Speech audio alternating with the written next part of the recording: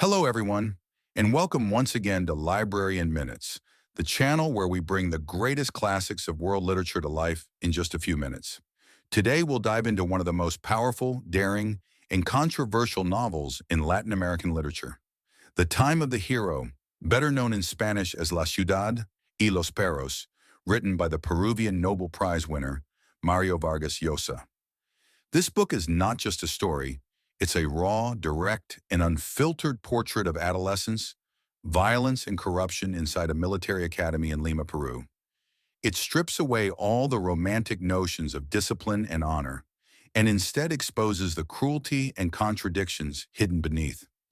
And while the novel is deeply tied to the Peruvian reality of its time, its themes are universal: the loss of innocence, the harshness of growing up, the clash between personal freedom and oppressive authority, and the ways in which power can deform human beings. The plot takes us inside the Leoncio Prado Military Academy, an institution where young cadets, barely teenagers, must survive a hostile and suffocating world.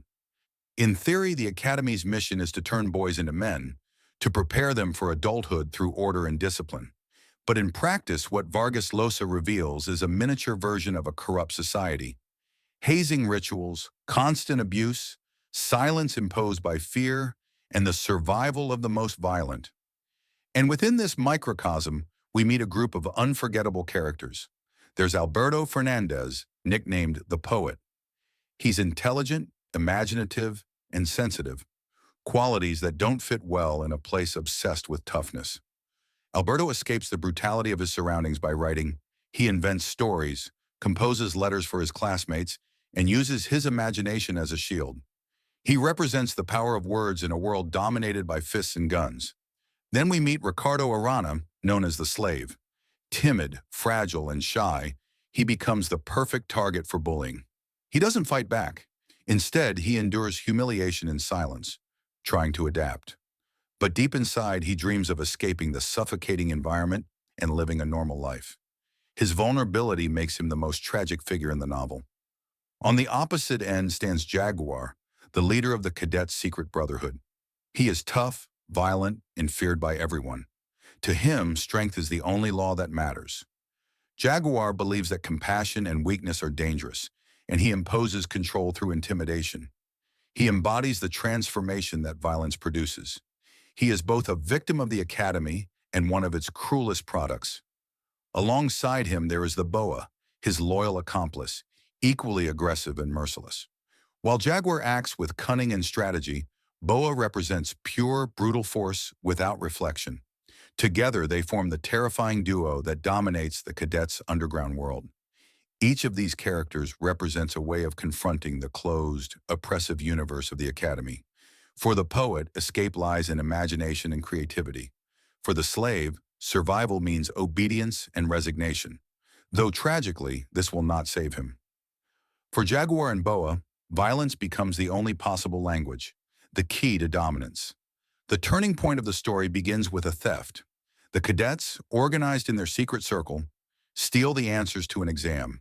It seems like a clever act of rebellion against the institution, but everything collapses when the Slave, driven by his frustration and desperation, decides to break the code of silence and report what happened. His honesty, almost naive in such an environment, marks him as a traitor among his peers.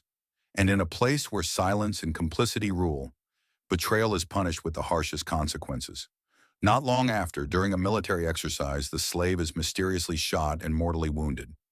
Officially, it is presented as an accident, the kind of unfortunate event that can happen during training. But among the cadets, the truth is whispered. His death was not an accident. It was the price for breaking the unwritten law of silence.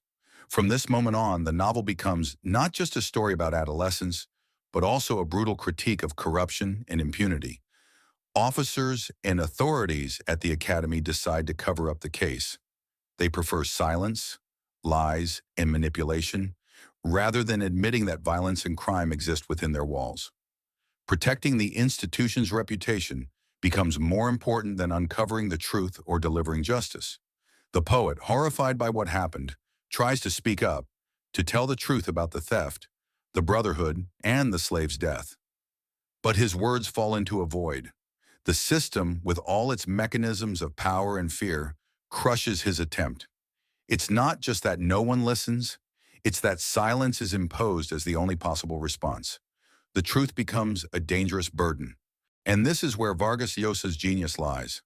Beyond the plot itself, what he exposes is the way an institution can deform morality.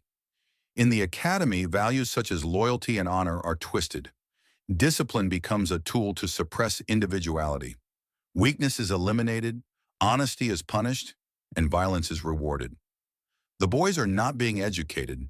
They are being trained to accept injustice as normal, to replicate the same dynamics of power and abuse they are experiencing.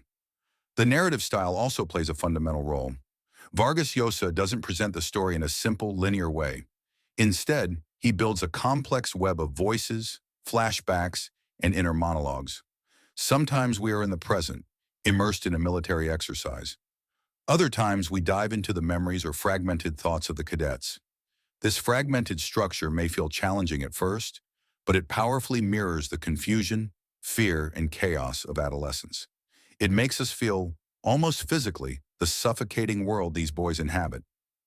By the end, what remains is a bitter and unsettling conclusion.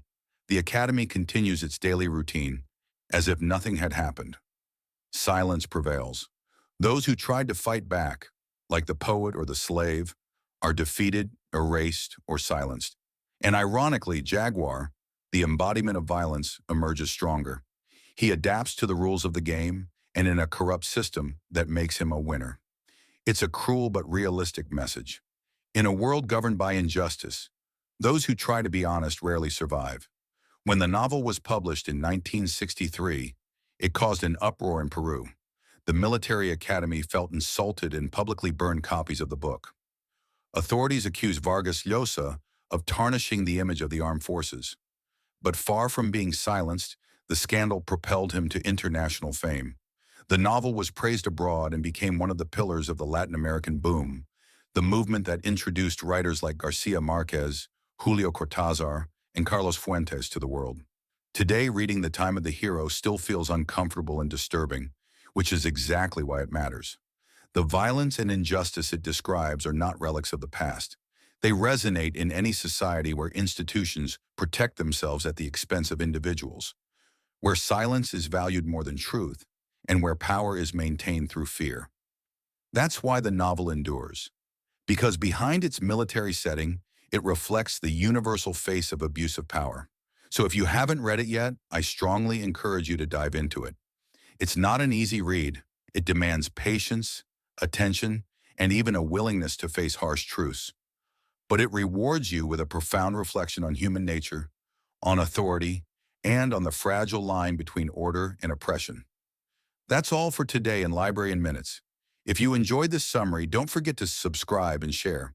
And remember, literature is not only a way to entertain ourselves, it's also a powerful lens to understand the hidden truths of our world.